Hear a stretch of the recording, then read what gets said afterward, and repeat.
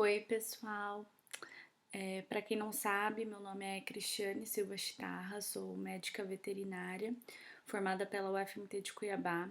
Lá eu também fiz graduação, né? Fiz o mestrado e o doutorado em ciências veterinárias na área de sanidade animal e com ênfase, né, em microbiologia e biologia molecular.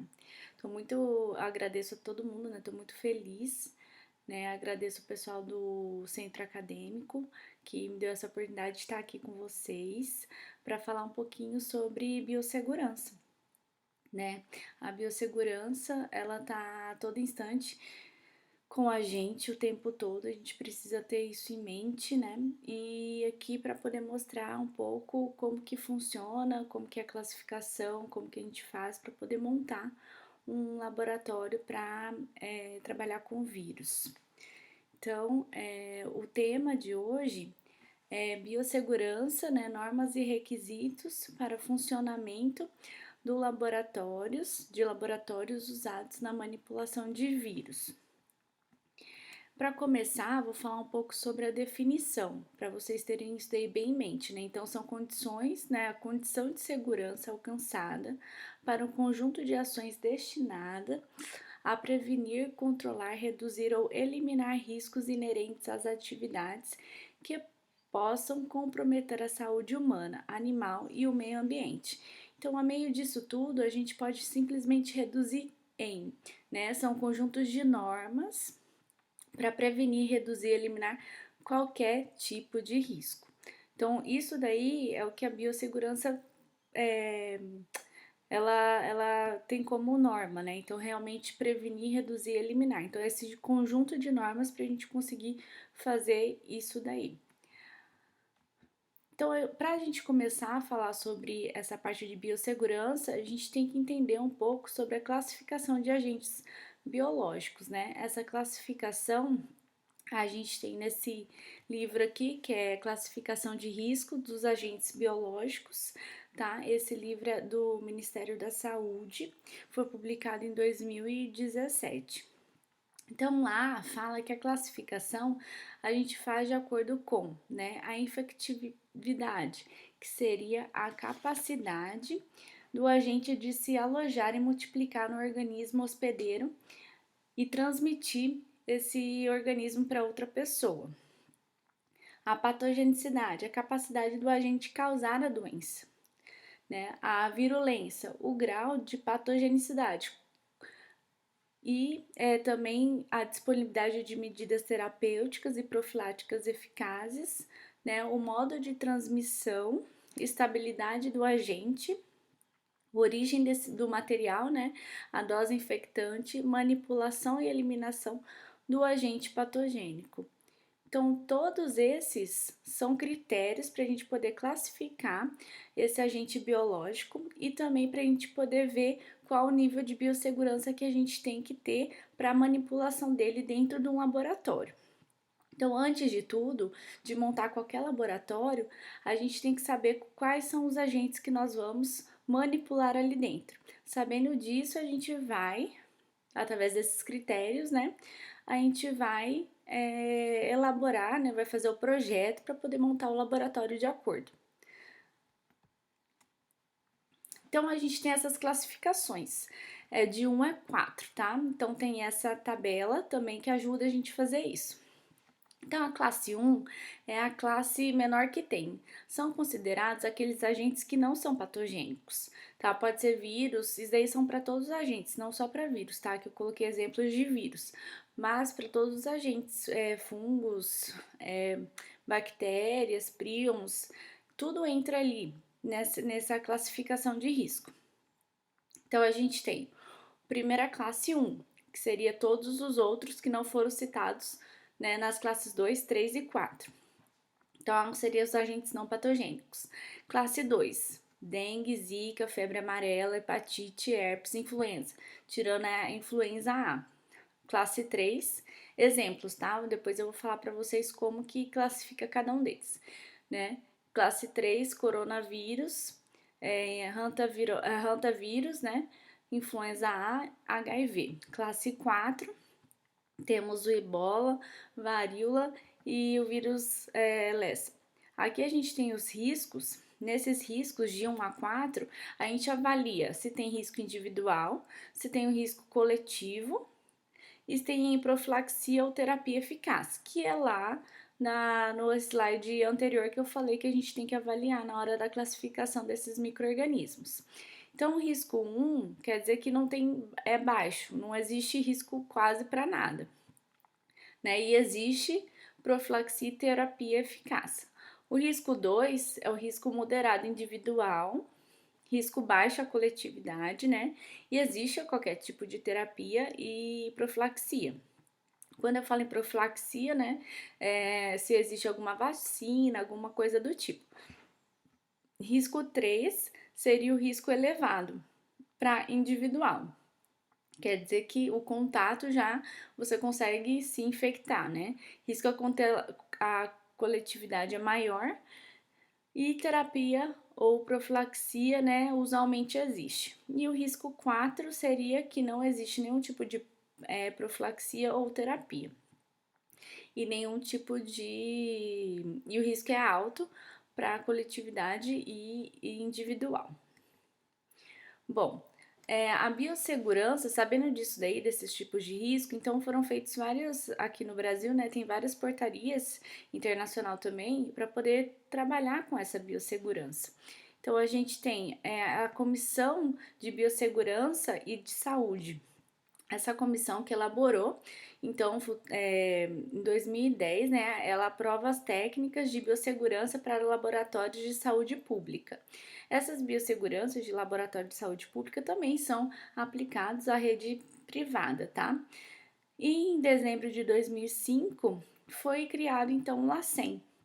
O LACEN, que são os laboratórios, né, de centrais de saúde pública. Cada estado tem o seu, então é um por estado e o resto são laboratórios privados ou públicos credenciados pela Anvisa. Tá? Essa daí é outra portaria, no final eu vou falar para vocês. Então, o nível de biossegurança está justamente atrelado com o nível de risco que a gente tem, tá? Então, a gente pode fazer dois tipos de contenção desse agente biológico, né? Já que a biossegurança é justamente para conter esse agente. Então, pode ser a primária, que seria o uso de equipamentos, proteção individual, implementação de boas práticas de laboratório e imunização, né, vacinas. A secundária, a proteção do ambiente contra a exposição dos agentes, né? Então, podendo ser a secundária, proteção individual, uso de equipamentos de segurança individual ou coletivo, adoção de técnicas e práticas de trabalho em conformidade com a classe de risco do agente manipulado, a adequação das instalações e infraestrutura do local de trabalho. Então, são essas daí que a gente tem que ver qual que é o nível de segurança que nós vamos fazer para poder conseguir conter aquele agente que nós pretendemos trabalhar. Então, a gente recomenda as condições, a gente recomenda os níveis de biossegurança são de acordo com as condições nas quais os agentes biológicos podem ser manuseados com segurança. Então, o Ministério da Saúde, você tem que ter os procedimentos corretos, instalações físicas corretas, e a gente possui 4 tipos de biossegurança, tá? Então, a classificação de risco, aquele risco que eu falei para vocês de infectividade, patogenicidade, virulência, né, ela está altamente atrelada ao nível de biossegurança que nós vamos utilizar. Então, em alguns casos, a gente pode utilizar um nível de biossegurança menor, que é no caso de micobactéria, mas é uma bactéria, né, da tuberculose, se a gente não estiver trabalhando com o agente em si, tá? E em outros casos a gente tem que utilizar um nível de biossegurança maior do que está previsto no manual. Então, esse nível de biossegurança ele é aplicado em laboratórios de análise clínica, laboratórios de pesquisa, laboratórios de ensino, laboratórios de diagnóstico, laboratório de produção. Todos esses têm que ter esse nível de biossegurança, dependendo do agente que for trabalhado ali. Essa classificação de biossegurança a gente tem aqui nesse outro livro, essa outra diretriz de 2010, tá? Que é do Ministério da Saúde também. Então a gente faz de acordo com esse manual. No final tem todas as referências que foram utilizadas. Então, o nível de biossegurança 1 são todos aqueles agentes que não foram citados, então a maioria não é patogênico e é do nível básico de contenção. Então, procedimentos padrão de laboratório. Para esse tipo de nível NB1 que a gente fala, né? Nível de biossegurança 1. Então, sempre tem que lavar as mãos, né? Pipetar sempre da forma adequada, não utilizar a boca, até porque é um micro-organismo ali. Proibido qualquer tipo de alimento no interior do laboratório, né? Assim como um brinco, colar, pulseira, essas coisas. Então, o material ele tem que ter um lugar reservado só para ele. Tá? Tem que fazer a descontaminação dessa bancada sempre. Então, sempre que for manipular, passa lá um álcool 70, né? Pega, limpa essa bancada e utiliza. Manuseio de materiais pérfuro-cortantes. O que são esses materiais pérfuro-cortantes? Podem ser agulhas, né? O exemplo mais clássico. E você não precisa, não se pode encapar de volta a agulha, né? Então aí você utiliza a agulha, né, com a seringa e já joga fora, né? Não precisa encapar de volta nesse Descartex que a gente chama, que é uma caixinha de papelão, né? O plano de gerenciamento de resíduos da instituição tem que ter também para poder saber onde que vai esse resíduo, né, que foi gerado dessa manipulação desse micro-organismo. Kits de primeiros socorros, planos de contingência e emergência e controle de pragas para que não tenha nenhuma praga ali naquele laboratório, tá? Os equipamentos que a gente tem que utilizar são EPIs, né? Cabine de segurança e autoclave são opcionais. Então, tem alguns laboratórios que não tem, que é terceirizado esse procedimento, e tem outros que tem. Então, não, NB1 não precisa, tá? Então, dispositivos de emergência para lavar óleos, esses daqui, né? Então, aqui a gente tem da Embrapa Agrocivil Pastoril, de Sinop eles cederam essas imagens, né? Então aqui a gente tem um lava-óleos, no Instituto Federal aí também tem, né? Que precisa ter dentro do estabelecimento. Chuveiro de emergência, né? Dentro do laboratório ou de fácil acesso. Lembrando que isso daí é o nível básico, tá? Todos têm que ter isso. Tá? As instalações desses laboratórios. Então, essas instalações, elas são de acordo com o regulamento estadual, o municipal e federal. Então, tudo está interligado. Tem que ter porta de acesso, né, com pessoas de controle, né, com pessoas autorizadas somente, né, seguir normas de proteção contra incêndio, de acordo com a regulamentação do Corpo de Bombeiro, rede elétrica estável, sistema de abastecimento, tá?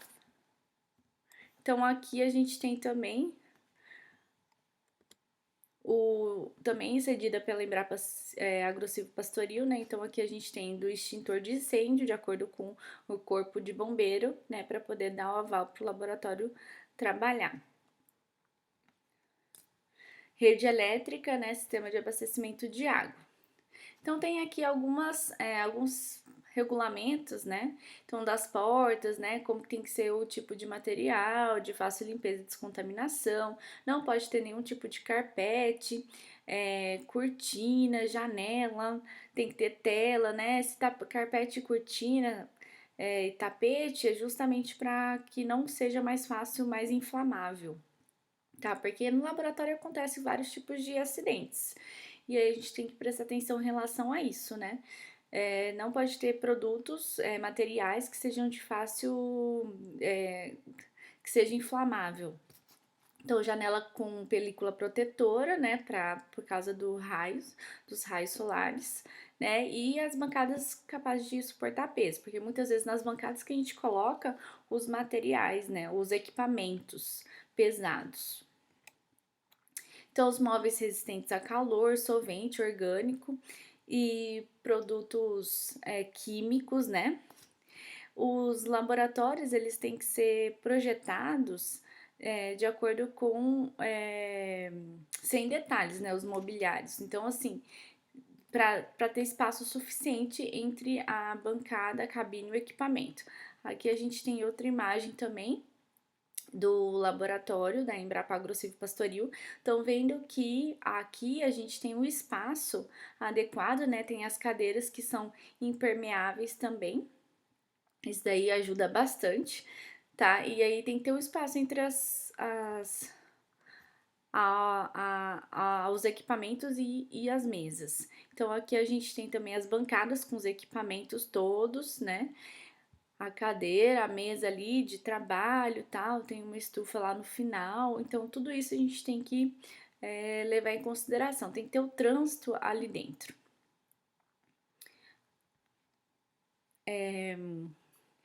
Não necessita nenhum requisito assim de especial de ventilação.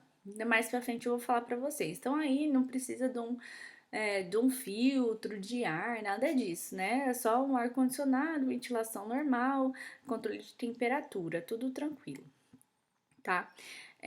Os pertences têm que ficar numa área específica, não pode ficar junto dentro da sala, né? Saída de emergência identificadas e de fácil abertura, né? Então, aqui também, lá na Embrapa Agrossilvo Pastoril, a gente tem uma saída de emergência, fica do outro lado da entrada desse corredor de laboratórios, tá? Com fácil acesso e também fácil sinalização, né? Muita sinalização. Tá? Os cilindros de gás devem ser mantidos na posição vertical, abrigo para armazenamento temporário de resíduos e tratamento de efluentes, né? Que acontece normal. E aqui a gente tem já do risco 2. Eu coloquei aí em cima, junto, também para vocês lembrarem os tipos de micro-organismos, né? Aqui vírus, né? Que a gente utiliza o biossegurança tipo 2. Então, são micro-organismos de classe 2, né? Então, esses aí são exemplos de vírus de classe 2 que a gente utiliza. Risco moderado para profissional e ambiente, né? Tem que ter treinamento adequado desses agentes biológicos. Então, todos os procedimentos descritos no NB1 a gente tem que ter mais essas outras práticas, tá? Então, a gente tem que fazer a imunização de todo mundo que tá manuseando esses agentes, né? Os profissionais imunocompetentes. Esses profissionais, eles não devem estar no laboratório, tá? Então, pessoas grávidas que têm imunidade comprometida, estão fazendo algum tratamento com corticoide que diminui a imunidade, não é recomendado estar nesse laboratório porque eles ficam muito mais suscetíveis à contração desse agente. Treinamento de todos da equipe, né? Equipamentos regularmente descontaminados, acidentes devem ser tratados imediatamente. Né? As portas do laboratório devem ser fechadas quando realizados procedimentos e trancadas ao final do dia. Símbolo do risco deve ser fixado nas portas dos locais onde tem a manipulação. Os EPIs devem ser retirados antes de sair do ambiente de trabalho. Procedimentos realizados com muito cuidado para não ter contaminação, né? Essa agulha utilizada, né, normalmente é com seringa fixa, então a gente não tira a agulha da seringa, tem que ter calibração e certificação de todos os equipamentos. Os filtros dessa High Efficiency Particulate Air, uma vez por ano tem que fazer essa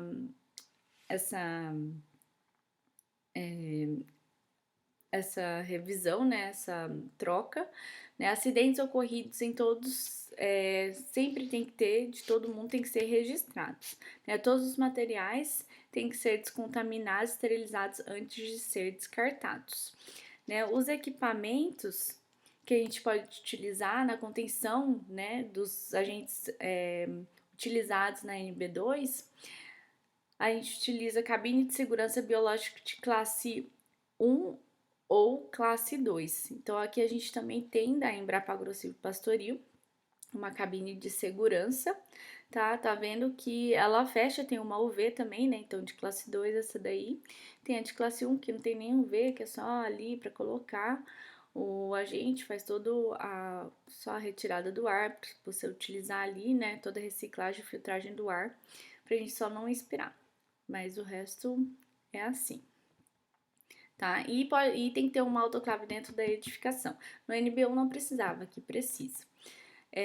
Das instalações, a gente tem que ter, né, além dos critérios do NB1, é sempre assim, tá? Além dos critérios já descritos, tem os outros. Então, tem que ser numa área afastada de circulação do público, o sistema de portas com trancas para ter acesso restrito, lavatórios acionados com o cotovelo. Então, seria esse. Também também cedido as imagens pela Embrapa Agressivo Pastoril. Ali a gente tem aqui pelo acionamento do pé ou cotovelo, né? Então aqui é quando acionada, a gente tem o pé ali acionando e a água desce, tá? Então, as cadeiras têm que ser impermeáveis, né? Cabine de segurança distante das janelas e portas. Tem que ter esse tipo de filtro dentro desse laboratório. A autoclave, a estação de lavagem de óleos, né? A autoclave, incineração ou descontaminação química. Fluxo direcional de ar sem que haja recirculação dentro da edificação. Então, tudo que sai vai para um lugar para poder ser purificado e depois liberado no outro ar. Não volta de novo para dentro do edifício. Nível de biossegurança 3. Esse do nível de biossegurança 3, eles utilizam daí o coronavírus, né, para contenção do coronavírus, hantavírus, influenza A, HIV, são um dos, né? Utiliza então laboratórios que trabalham com esses agentes que podem causar doenças em humanos ou em animais. Agentes potencialmente letais por inalação. Então, tudo que é por inalação, a gente tem uma dificuldade de contenção, tá? Porque esse agente ele acaba dispersando, né, por gotículas e a gente pode acabar inspirando tanto a pessoa, o profissional que trabalha com isso quanto as outras pessoas. Então, a disseminação, a transmissão é muito mais rápida para quando esses agentes que são transmitidos por gotículas, né, aerossóis que a gente chama. Então, tem que ter profissionais com treinamento específico para isso, tá? Todo o procedimento de manipulação da gente tem que ser dentro da cabine de segurança de classe 2 ou classe 3. Aqui a gente tem um de classe 3, tá? A cabine de segurança. Então, é essa que a gente coloca só as mãos para manipulação do agente aí dentro, tá certo? Então, faz tudo aí dentro. Bom, as práticas que a gente tem para NB3, além das NB2, né? Então, todos os profissionais têm que estar cientes com o que eles trabalham, o que eles vão trabalhar. E sempre duas pessoas dentro do laboratório. Por que duas pessoas dentro do laboratório? Caso haja algum tipo de acidente, algum tipo de principalmente de acidente, né? Tem que ter uma outra pessoa ali para ajudar, para chamar ajuda e para poder fazer tipo um lockdown, se precisar. Até porque a gente trabalha com alguns tipos de micro-organismos que são disseminados pelo ar. Então a contenção tem que ser muito rápida.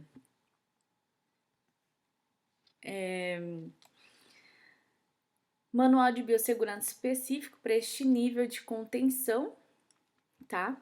Então, ele é permitido, não é permitido o uso de EPI fora do laboratório, sempre ali dentro, né?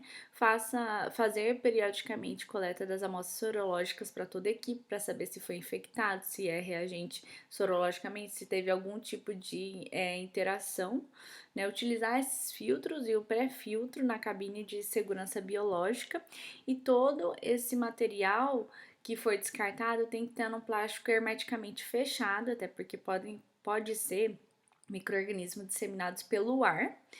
Então, a gente tem que ter todo esse cuidado de conseguir conter num único local, né, para não sair disseminando por aí. Todos os acidentes de trabalho devem ser comunicados imediatamente e sempre fazer a calibração, instalação de equipamentos, e isso daí tem que ser sempre documentado. Tá, os equipamentos que a gente pode utilizar, que a gente tem que utilizar, além dessas cabines de segurança, 2 ou 3, né, a gente tem que utilizar essa autoclave de dupla porta, tá, dentro do laboratório, e outra porta, né, fica fora na área de apoio. Mas como assim? Aqui a gente tem, ó, essa daí é de dupla porta. Então, um lado tá dentro da área de apoio e o outro lado fica dentro do laboratório. Então, ela basicamente dessa forma aí, ó. Então, um lado tem uma porta, outro lado tem outra porta, para ficar mais fácil. Todo o material ele é descontaminado na hora de sair daquele espaço, tá?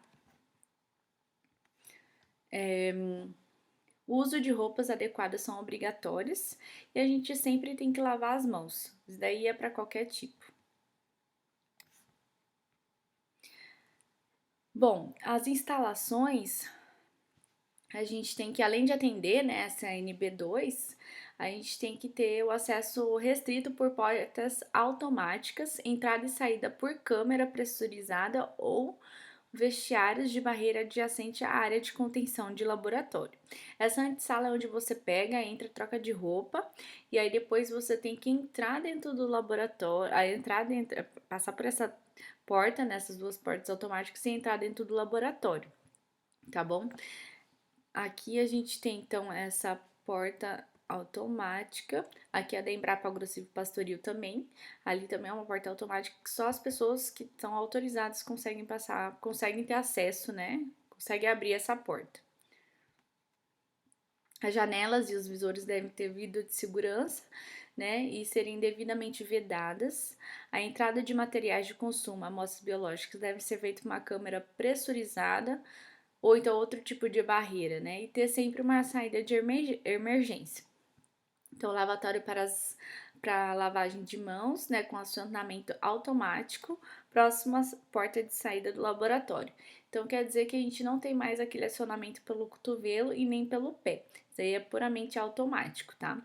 Autoclave na área de apoio, cabine de segurança biológica, né? As coifas também para poder ter os procedimentos que liberam esses aerossóis, né?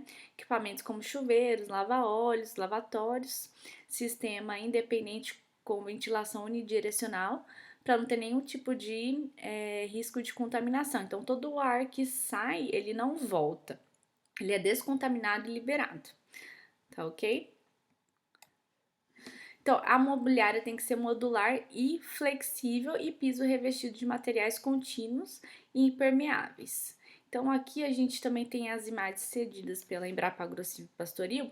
Aqui a gente tem uma mesa modular, né? Então, ali a gente tem uma bancada toda modular, tá? Que a gente consegue arrastar, pode mudar o tipo de todo o layout do laboratório, não tem problema, tá? O piso ele é revestido dessa forma, não tem quina ali, ó. Ele é arredondado, tá? E não existe ralo, porque todo procedimento que, por exemplo, acaba derramando alguma coisa, tem toda uma equipe, se for químico, né, biológico, tem toda uma equipe que vai lá limpar, porque esse material não pode cair na rede de esgoto, né? Nem na rede, tem que fazer um tratamento específico, tá? Então, a gente tem esses procedimentos e aqui é bem um laboratório de acordo com as especificações necessárias. Deve ter um disjuntor de quadro, né? Não deve ter ralo, né? Eu falei, os disjuntores e quadros de comando devem estar numa área fora de manutenção para que todo mundo, por exemplo, se acontece alguma coisa, a pessoa que está dentro do laboratório não precise sair, vem a parte de manutenção e não precisa entrar dentro do laboratório. Eles ficam fora e faz todo o trabalho fora, né? E um motor gerador, porque ali dentro desses laboratórios normalmente tem um freezer, tem as amostras congeladas, né, em ultra freezer também, então tudo isso precisa é, de energia, então precisa ter esse gerador à parte. O 4, que seria então o nível de biossegurança 4, que é para ebola, varíola e o vírus laça, né? Esses agentes biológicos têm um grande poder de transmissibilidade e normalmente são exóticos aqui para nós, né? Tem alto risco individual de infecção por via respiratória ou transmissão desconhecida. E não há nenhuma medida profilática, que seria uma vacina, por exemplo, ou terapêuticas eficazes, né? Não tem nenhuma cura ainda. Então a gente tem dois modelos: laboratório onde toda a manipulação dos agentes biológicos é realizada em uma cabine de segurança de classe 3, ou então um laboratório onde a manipulação biológica é feita por profissionais adequadamente equipados, com pressão positiva ventilada com sistema de proteção à vida. Eu vou explicar isso daí um pouco mais para frente. Então, todas as exigências, né, além do NB3, a gente também utiliza a cabine de segurança biológica 2, B2. No final tem uma listinha assim para vocês verem a diferença, né? A roupa associada à roupa de proteção positiva, né, ventilada por sistema de suporte à vida. Ou então a gente utiliza só essa cabine de classe 3, que é aquela que eu mostrei que vocês colocam aquela a mão, né? E não naquelas luvas de borracha. Tem que ter registro de entrada e saída, sempre, tá? Estrutura para que o agente biológico não possa disseminar no ambiente. Então, as práticas, né? Além das práticas do NB3 e 2 e 1, né? A gente tem que ter profissionais que sabem o risco, né? Eles têm que saber entradas e saídas de emergência, né? Somente os profissionais necessários para aquele procedimento, para não colocar toda a equipe em risco. Então, só aqueles profissionais que vão fazer um procedimento, mais que dois, né? Duas pessoas no mínimo, e saber os procedimentos, né? As portas devem estar trancadas e sempre permanecer trancada, né? Sempre tem a a parte de descontaminação, que tem que fazer um banho, tem que tomar um banho para poder fazer essa descontaminação, né? A avaliação médica de todos os profissionais e tem que registrar todo tipo de acidente. O manual de biossegurança tem que estar dentro do laboratório disponível. E o supervisor, ele tem que ter sempre treinamento, tem que repassar esse treinamento e tem que se atualizar de todos os agentes que ele trabalha, tá? Então, o supervisor do laboratório, ele tem essa função, simplesmente passar para todo mundo todo o conhecimento que ele tem que ir atrás de conhecimento também, para que ninguém fique alienado com aquele agente que tá trabalhando. Então, nenhum material deve ser removido do laboratório antes que tenha sido esterilizado, né? Ele pode ser removido quando acondicionado numa embalagem, né, uma contenção primária, inquebrável e selado. Então, todo tipo de material biológico de nível de biossegurança 4 tem que ter essa proteção, se for tirado ali de dentro, tá? E aí a gente tem que fazer também a desinfecção e tem que ter o sistema de rastreamento. Os profissionais devem saber como prevenir a exposição do agente biológico, deve haver registro de entrada e saída, deve ser colhidas amostras sorológicas rotineiramente para saber se foi infectado ou não, se teve contato ou não, se teve exposição ou não, né? Deve existir uma área de isolamento e suspeita. Essa área de isolamento suspeita é justamente, entre em contato, não sei se eu sou reagente, não sei se eu tive realmente contração desse vírus, então vou ficar nessa área de isolamento, em observação médica, para saber se tem algum tipo de sintomas, tá? É, ter os vestiários adjacentes ao laboratório para trocar essa roupa, ter essa roupa descartável, tomar o banho e tal, para ter essa descontaminação. Esses filtros têm que ser removidos, né? E acondicionados também para o descarte, para a destruição dele, em recipientes hermeticamente fechados para não disseminar. Fazer a esterilização de todos os materiais de forma adequada, de acordo com a gente, né, que está trabalhando. O equipamento de contenção a gente pode ser conduzida tanto na cabine de segurança biológica classe 3 ou então classe 2, junto com aquela roupa de proteção, né? Essa roupa de proteção, acho que tem aqui, seria essa roupa de proteção. Então parece um astronauta, né? Então tudo isso para ter o suporte à vida e não ter contato e não respirar aquele ar que tá ali dentro. Tem que ter todo esse cuidado.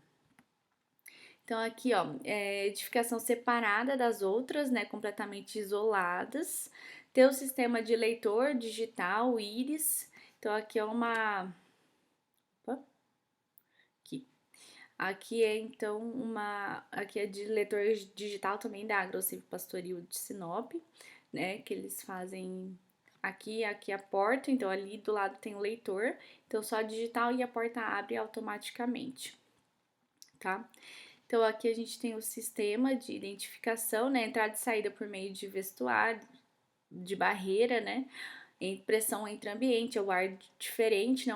O material que passa ali tem que ser aquele material que passar por essa câmara pressurizada para poder ter a descontaminação, né? Fazer inspeções diariamente dos sistemas de contenção para que esse sistema não tenha nenhuma falha. Então, todo dia, antes de começar as atividades, faz todo um check-up desse sistema, né? Vedação de todas as portas, né? O teto, o piso, parede, ele tem que ter um material resistente para poder fazer esse procedimento de fumigação, já que não tem nenhuma outra equipe que entra ali dentro para fazer esse tipo de limpeza. Então é só esse tipo de fumigação, que é um ar que entra lá com o material para poder conseguir limpar todo o sistema, todo o ambiente, tá? Tem que ter esse filtro, né, em série, sistema de emergência testado regularmente, né? O laboratório deve conter um sistema de comunicação de circuito interno de imagem ou dispositivo de comunicação emergencial, né? Tem que ter essa energia elétrica emergencial, possuir autoclave de 2 portas, sistema próprio de tratamento de eliminação de resíduos, e todos os efluentes líquidos devem ser conectados diretamente ao sistema de tratamento térmico. Então, todo o material, toda a água da pia, do chuveiro, tudo isso vai para uma área de descontaminação, que seria por tratamento térmico. Aqui a gente tem, então, 2 tipos, né? O laboratório NB4 de classe 2, que tem esse sistema, classe 3, quer dizer que é só aquela cabine de segurança biológica, né? Com um sistema de filtros em série e autoclave de porta dupla, ou então um laboratório com cabine de segurança classe 2 com essa roupa toda de proteção, tá? Somente as pessoas com esse macacão que consegue ventilado, consegue circular nesse ambiente, né? As bancadas de superfície têm que ser altamente resistentes, porque nenhuma outra pessoa entra naquele laboratório sem esse macacão, então não tem como fazer a limpeza, né? E aí por isso que o mobiliário deve minimizar a necessidade de manutenção. Aqui a gente tem então essa tabela para vocês olharem com mais calma, né, de cabine de segurança biológica, de todos os que eu falei aqui, para vocês verem a diferença uma das outras, tá? E aqui por último, vou falar um pouquinho rapidinho, né, sobre a portaria SRDC número 12, de 16 de fevereiro de 2012, né, que fala sobre a rede brasileira de laboratórios analíticos em saúde. Essa rede, ela faz os critérios de habilitação de laboratórios. Nada mais é, né? Ele é habilitado pela Anvisa, pode ser laboratório público ou privado, né? Que oferece serviço de interesse sanitário de qualidade e rastreabilidade, né? Para a população. Então, é coordenada pela Anvisa, então a gente tem que fazer a acreditação, a avaliação, né, de conformidade, o escopo e reconhecimento. Então, tudo isso a gente passa esses processos, tá? Em relação a isso, tem que solicitar essa habilitação de licenciado pela Vigilância Sanitária e creditado ou reconhecido pelo Inmetro. Depois você encaminha tudo isso para Anvisa, tá? A Anvisa que ela vai emitir tudo isso, vai emitir essa acreditação e a cada 2 anos você tem que pedir para poder renovar. Então, vai fazer todo esse procedimento de novo. E é assim que funciona, tá? Eu agradeço muito, espero que tenha ajudado. Tô aqui para perguntas e meu muito obrigada a todos.